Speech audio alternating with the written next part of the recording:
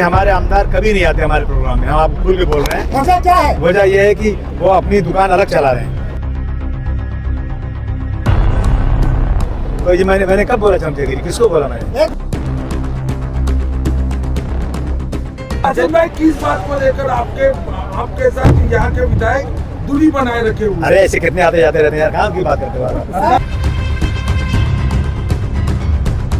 भिवंडी में समाजवादी पार्टी अकेली लड़ेगी, अकेले लड़ी, किसी को अलायंस नहीं करेगी।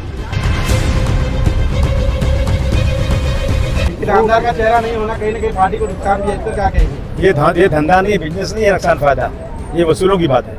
भिवंडी के नंबर 1 इंटरनेट सप्लायर इंफ्रानेट अपने नए कस्टमर्स के लिए लाए हैं धमाकेदार ऑफर्स। अब सिर्फ 6,000 रुपए में आपको मिलेगा 100 Mbps का ईयरली प्लान, साथ ही फाइबर इंस्टॉलेशन और डुअल बैंड 5G राउटर बिल्कुल फ्री, वो भी 3 साल की वारंटी के साथ। और 7,500 में मिलेगा 13 महीनों के लिए 100 Mbps का प्लान, साथ ही फाइबर इंस्टॉलेशन एक्सपॉन डिवाइस के साथ और 3.6 डुअल बैंड राउटर बिल्कुल फ्री, वो भी 3 साल की वारंटी के साथ। तो आज ही कॉल कीजिए।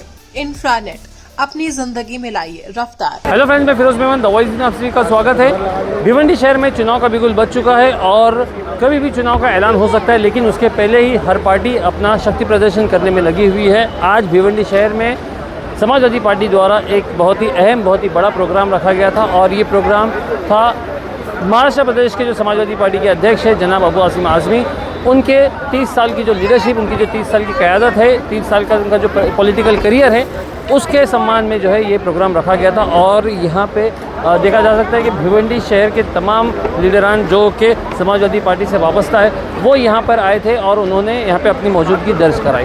अब प्रोग्राम के अंदर जो है बहुत सारी भिवंडी के डेवलपमेंट की बात हुई, बहुत सारा पास्ट निकाला गया, बहुत सारे फ्यूचर के डेवलपमेंट की बात हुई, लेकिन इसमें एक अहम बात ये थी कि इस प्रोग्राम के अंदर समाजवादी पार्टी के जो MLA है वो उपस्थित नहीं थे।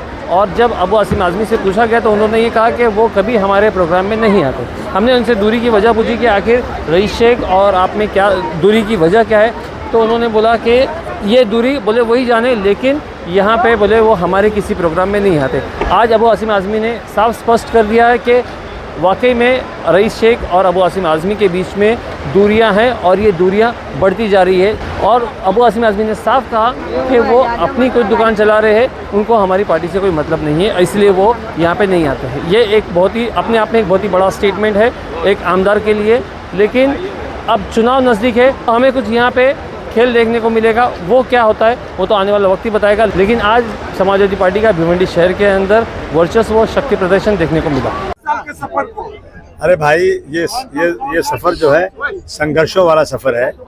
ये सफ़र जुल्म और नाइंसाफ़ी के ख़िलाफ़ लड़ने वाला सफ़र है और ये लड़ रहे हैं। अब जनता ने यहाँ की इसको अप्रिशिएट किया है, तो मुझे खुशकिस्मती मेरी है कि भाई उन लोगों ने इस बात को नोट किया कि भाई 30 साल के सफ़र में हमने कोई अच्छे काम किए हैं, इसलिए उन्होंने बुलाया मुझे यहाँ पर। मैं इनका बहुत शुक्रिया अदा करना चाहता हूँ और ये हमारा सफ़र जारी और सारी रहेगा। जिस तरह आप हमेशा भिवंडी के ऊपर, भिवंडी के कार्यकर्ताओं के ऊपर प्यार जताया, लेकिन हमेशा आपको यहाँ से गद्दारी मिले, बहुत सारे लोग आपको छोड़कर भाग जाते हैं।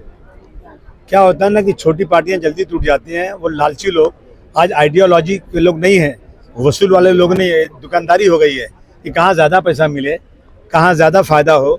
वसूल कुछ भी नहीं, वो समाजवादी टिकट मांगेंगे, बाद में बीजेपी में चले जाएंगे, बाद में शिवसेना में भी चले जाएंगे, कहीं भी चले जाएंगे। मुझे कार्यकर्ता चाहिए आइडियोलॉजी वाला, जो कार्यकर्ता समाज के लिए कुछ करना चाहता है, जो डॉक्टर भीमराव अम्बेडकर, गांधी जी, मौलाना अब्दुल कलाम आज़ाद के ख्यालों पर काम करने वाला हो, जो पैसे का लालची ना हो, बल्कि अपनी ज़िंदगी जो है ना संघर्षों में गुजारे, जुल्म के खिलाफ आवाज़ उठाए। ऐसे कार्यकर्ताओं की तलाश में मैं भागता रहता हूँ। नहीं, हमारे आमदार कभी नहीं आते हमारे प्रोग्राम में, हम आप खुल के बोल रहे हैं। वजह क्या है? वजह यह है कि वो अपनी दुकान अलग चला रहे हैं। मतलब जो लोग आपके साथ गद्दारी करते हैं, आप उन्हें पार्टी से निकालते क्यों नहीं? इसलिए हम आपको मीडिया में नहीं बोलेंगे, नहीं तो गड़बड़ हो जाएगा। हम जो है ना वो सबक सिखाएंगे। अच्छा सर, मीडिया वाले के एक सवाल पे आपने कहा था कि चमचागिरी का मतलब बताइए सर। चमचागिरी का मतलब आप नहीं जानते क्या?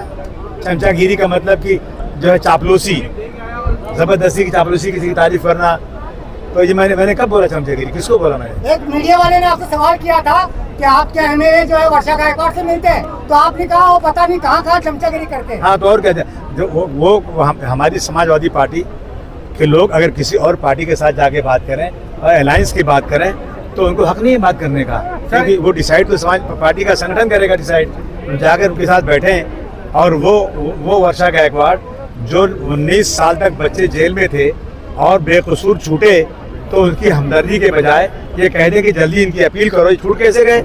ऐसे लोगों के साथ मेरा पार्टी का आदमी मिलेगा तो मैं उसको मुखालफत करूँगा। वंदे मातरम को लेकर आशीष शेलार ने आपके ऊपर टिप्पणी की है क्या?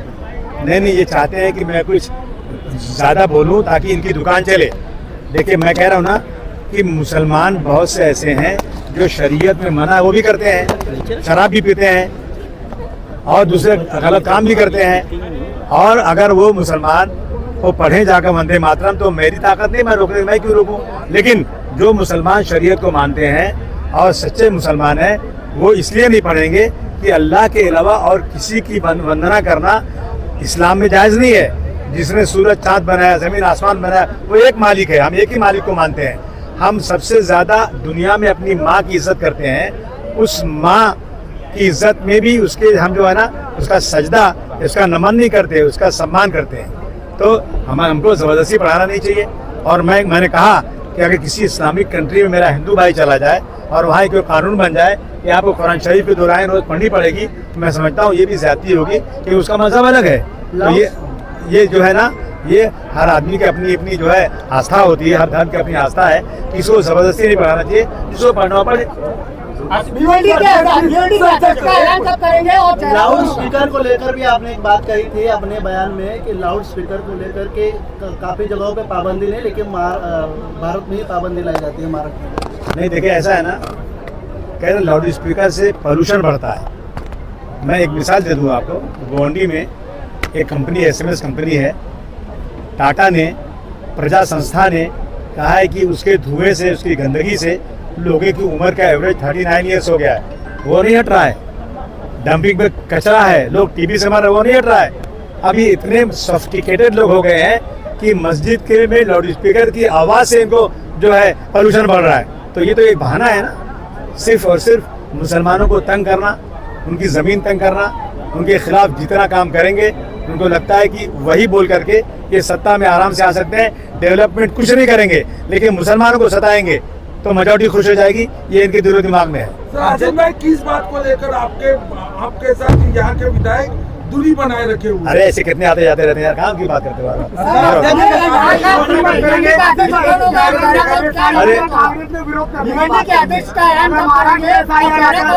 बहुत जल्द करेंगे यहाँ, बहुत जल्द करेंगे। हाँ, अरे अभी बता दूंगा, गड़बड़ हो जाएगा। हाँ, तेरह में SIR का विरोध करने की बात प्रियंका वाड्रा ने की है, तो अगर महाराष्ट्र में SIR आता है तो आप क्या करेंगे? 100% विरोध करेंगे इसका हम लोग। इसके लिए हम रणनीति बनाएंगे और विरोध करेंगे इसका। पूर्व बीजेपी विधायक ने एक भड़काऊ भाषण दिया कि 10 मुस्लिम लड़कियों के मतलब हिंदू करिए तो आपको विवाह का भी खर्चा दिया जाएगा, साथ में नौकरी दी जाएगी। ये जो है ना अहंकार हो गया, दिमाग खराब हो गया है। सरकार की मेरी छूट है, अगर ये उसके रिएक्शन में कोई और कह देगा वो जेल चला जाएगा। इस तरह की बदतमीजी करना मैं समझता हूँ इनकी ज़बान को रोकना चाहिए और इसके लिए ऐसे लोगों को जल्द से जल्द सत्ता से हटाना चाहिए।